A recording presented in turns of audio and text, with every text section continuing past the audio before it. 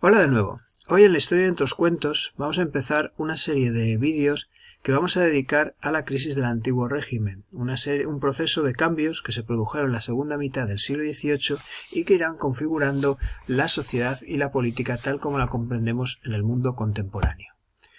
Pero antes de hablar de la crisis del antiguo régimen, lo primero sería definir qué es eso que entendemos por antiguo régimen. La nomenclatura se debe a los revolucionarios del siglo XVIII que querían dejar atrás este sistema como algo antiguo, algo pasado, un sistema político, aquello era un sistema político, social y económico que se había ido fraguando en los siglos anteriores y que ellos pretendían superar. Aún así, ¿en qué consistía este sistema del que estamos hablando? ¿En qué consistía el antiguo régimen? Pues principalmente vamos a hablar de tres características principales o de tres grupos de características. Por un lado, en cuanto a la economía, hablamos de una sociedad basada en una economía agrícola y señorial. La sociedad se basaba en el sistema estamental, que dividía a las personas entre los privilegiados y los no privilegiados, y el sistema político era la monarquía absolutista.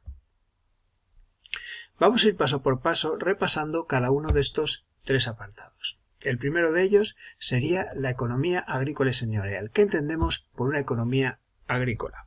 Pues entendemos una economía basada principalmente, cuya fuente principal de riqueza era la agricultura, que llegaba a ocupar al 80% de la población de manera directa y casi al 95% de manera indirecta.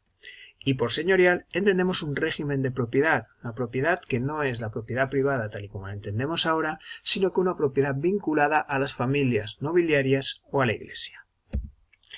Empezando por la parte meramente económica, tenemos que decir que a pesar de que se dedicaba tanta población a la agricultura, la producción era insuficiente y se dedicaba prácticamente a la subsistencia sin apenas tener excedentes que dedicar al comercio. Por lo tanto, una agricultura de autoconsumo que deja muy pocas probabilidades al comercio, porque si no tenemos suficiente alimento para todos, es muy complicado poder dedicarnos a cualquier otra actividad que no sea la de conseguir el alimento.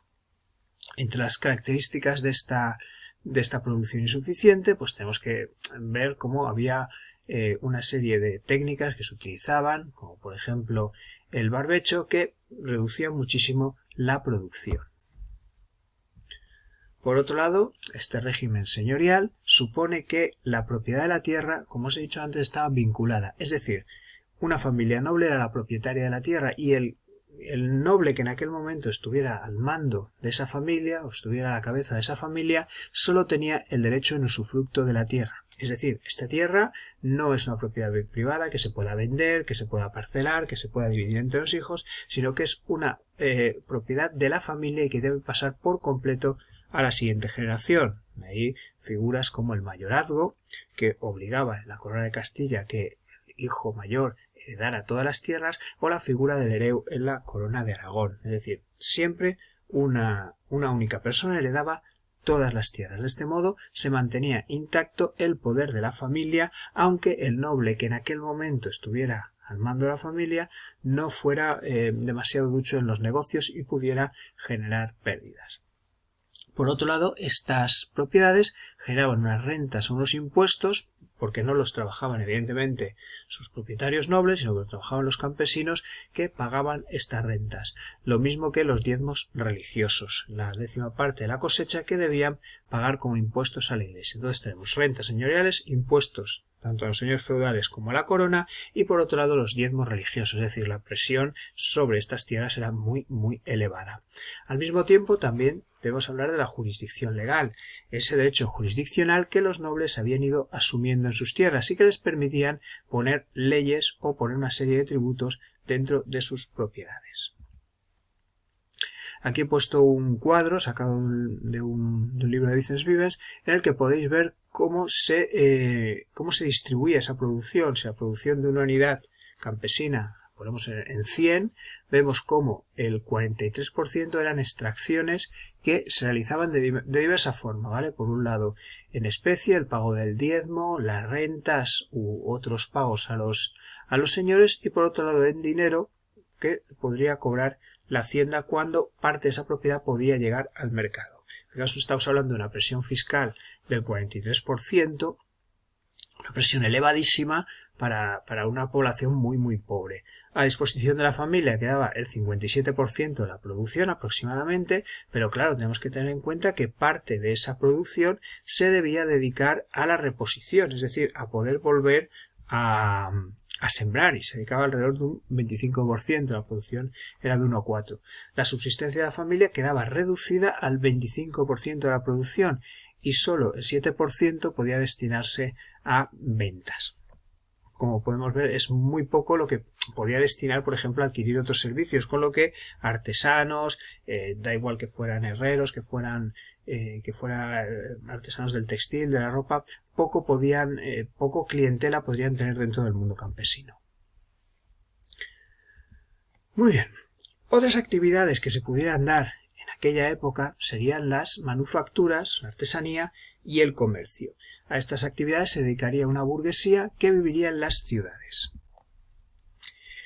Tanto las manufacturas como el comercio se encuentran con un problemón, y este problemón es la falta de excedentes. Si los campesinos deben dedicar su producción al pago de las extracciones de los nobles y al autoconsumo, queda muy poca cantidad para poder llevar al mercado. Entonces poco van a poder comprar de la producción de los artesanos y de las manufacturas, quedando solamente las que se dedicaban a la nobleza, el clero o la corona, que estos sí que podían adquirir gracias a la parte que se quedaban de las rentas campesinas. Por otro lado, sí que va a haber un comercio bastante más lucrativo, que será el comercio de ultramar con las colonias, que se venía desarrollando desde el siglo XVIII. De ese comercio hablaremos más adelante. El segundo punto clave del antiguo régimen sería una sociedad que llamamos estamental. La característica principal de la sociedad estamental es la división en estamentos, estados u órdenes según las diferentes nomenclaturas. Aquí estamos hablando de una desigualdad civil reconocida, admitida por la sociedad y por las leyes del momento, que encuentra su origen en el mundo feudal, todo el desarrollo que hubo en la época de las grandes invasiones, en torno a después de la queda del Imperio Romano y hasta el siglo XI-XII, en que se genera este mundo feudal que divide la sociedad entre los velatores, es decir, los guerreros, que tienen que proteger al resto, los oradores, los sacerdotes, que serían los que rezarían por el resto de la sociedad, y los laboradores, es decir, los campesinos, que serían los que tendrían que trabajar para alimentar al resto. Son grupos cerrados por nacimiento y cuyos derechos y funciones están codificados y están controlados por la ideología de la época. Dividimos esta sociedad en dos grupos. Por un lado estarían los privilegiados, la nobleza y el clero, que ostentan los derechos y el acceso a los cargos administrativos y militares. También tienen la enorme ventaja de no pagar impuestos. Supondrían muy poca gente dentro de la población, estaríamos hablando de un 4, un 5% como mucho, entre el clero y la nobleza. En el grupo de los no privilegiados, evidentemente estos no tienen ningún tipo de derecho y además son sobre los que pesa la carga del pago de los impuestos. Aquí estaríamos hablando de los no privilegiados, en los que deberíamos dividir bastante, ¿vale? Analizar que tenemos por un lado el mundo rural, el mundo urbano, y dentro de ambos hay una gran diversidad. La burguesía un poco más pudiente, con negocios que pueden estar relacionados con las finanzas o con el comercio, los grupos artesanos estarían en un nivel más bajo, esas clases populares urbanas, y luego también mendigos y demás menesterosos que habría por las ciudades. Y por otro lado tendríamos a los campesinos, donde también habría bastante diversidad. Por un lado, un grupo pequeño de campesinos libres, todavía propietarios de sus tierras, jornaleros que trabajarían las tierras por jornadas, es decir, solamente el tiempo de la cosecha o el tiempo de la siembra, y luego tendríamos a aquellos que trabajaban los mansos, es decir, que estaban vinculados a la tierra de los señores feudales. Era una sociedad, como hemos dicho antes, cerrada, es decir, no se puede acceder de un grupo a otro, aunque sí que había algún posible algún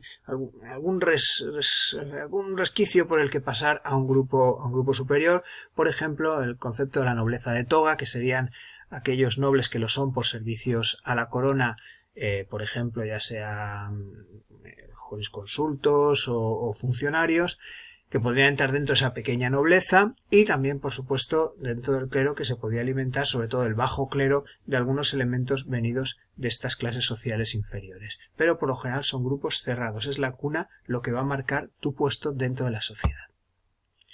Bueno, y hasta aquí el vídeo de hoy. En el próximo vídeo hablaremos sobre el tercer pilar sobre el que se sustenta el antiguo régimen, que es la monarquía absoluta.